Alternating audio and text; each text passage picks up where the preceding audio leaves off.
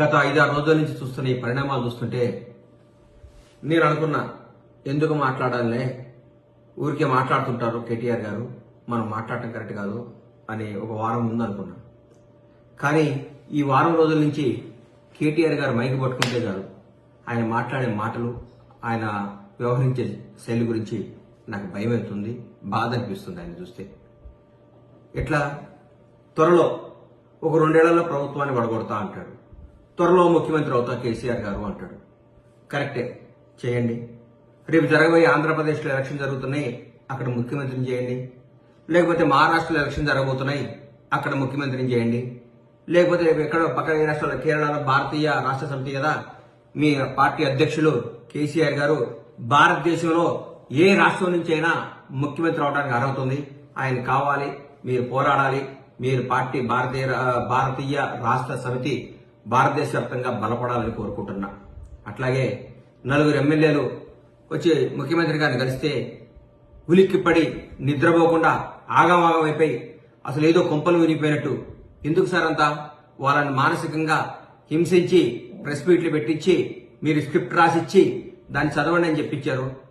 వాళ్ళు ఒక 2 లక్షల మందికో 2.5 లక్షల మందికో ఓట్లే ఒక ప్రతినిధిగా ఉన్నప్పుడు వాళ్ళ సమస్యలు ముఖ్యమంత్రి గారిని కలిసి చెప్పుకోవద్దా?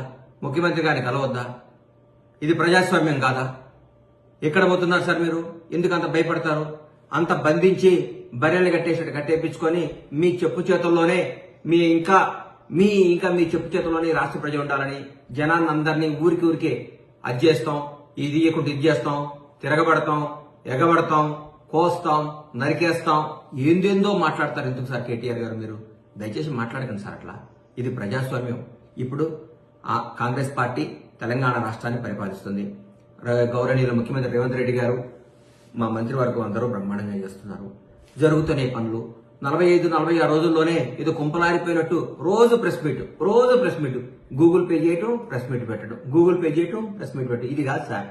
ఎట్లా ప్రజలకు ఏం చేయాలి? మీరు చేసిన తప్పులేంది? మీరు ఎందుకు ఓడిపోయారు?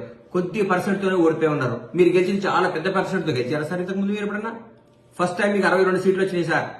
62 సీట్లతో మీరందరినీ అభివృద్ధి పేరుతో, ఇప్పుడు నేను మిమ్మల్ని ఏమన్నా అభివృద్ధి పేరుతో, రాష్ట్రాన్ని అభివృద్ధి పేరుతో మా కాంగ్రెస్ ఎమ్మెల్యేలందరినీ, అప్పటి తెలుగుదేశం ఎమ్మెల్యేలందరినీ కూడా మీ చెంతనే చేసుకున్నారు. మేమందరం ప్రతిపక్షాలందరూ అడిగితే ఇది అభివృద్ధి పేరుతో రావాలి, దీన్ని అందరూ ఆమోదించాలి, దీన్ని సమ్మతించాలి అని మీరు మాట్లాడారు. తర్వాత ఉత్తమ్ కుమార్ రెడ్డి గారి నాయకత్వంలో మేము ఎలక్షన్ చేయడం జరిగింది. మాకు అప్పుడు మేము ఓటమి చెందాం. మా ఎమ్మెల్యేలందరినీ కూడా అదే రిపీట్ చేశారు, అభివృద్ధి పేరుతో అభివృద్ధి చేస్తున్నాం, మీ ఎమ్మెల్యేలను తీసుకొస్తున్నాం అని మమ్మల్ని ప్రతిపక్ష హోదా లేకుండా కూడా చేశారు మీరు. అది మీరు గుర్తుపెట్టుకోవాలి సార్. మీకు ఒక న్యాయం, మీరు చేస్తే సంసారం, మేము చేస్తే తప్ప.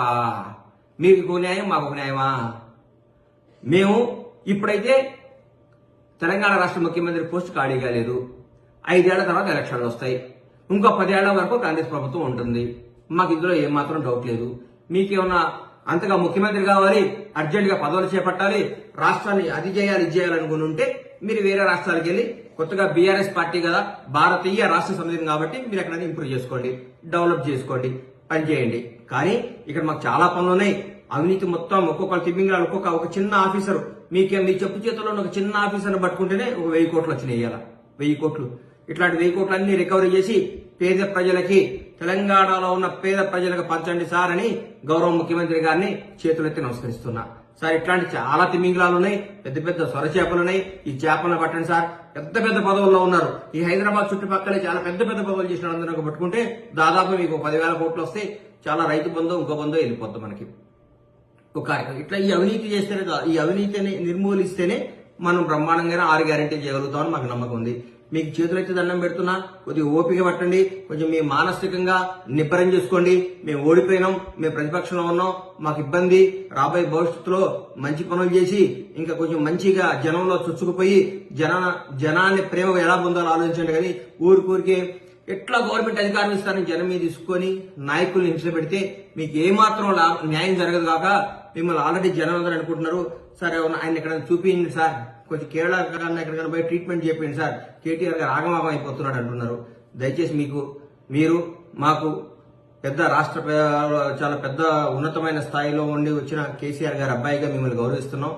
రాష్ట్ర నాయకులు కేసీఆర్ గారు అబ్బాయిగా మీకు గౌరవిస్తున్నాం, అభిమానిస్తున్నాం. అందుకంటే మిమ్మల్ని మేము ఏ విధంగా మేము చూడం. మీరు ఎప్పటికీ మా కేసీఆర్ గారు అబ్బాయే.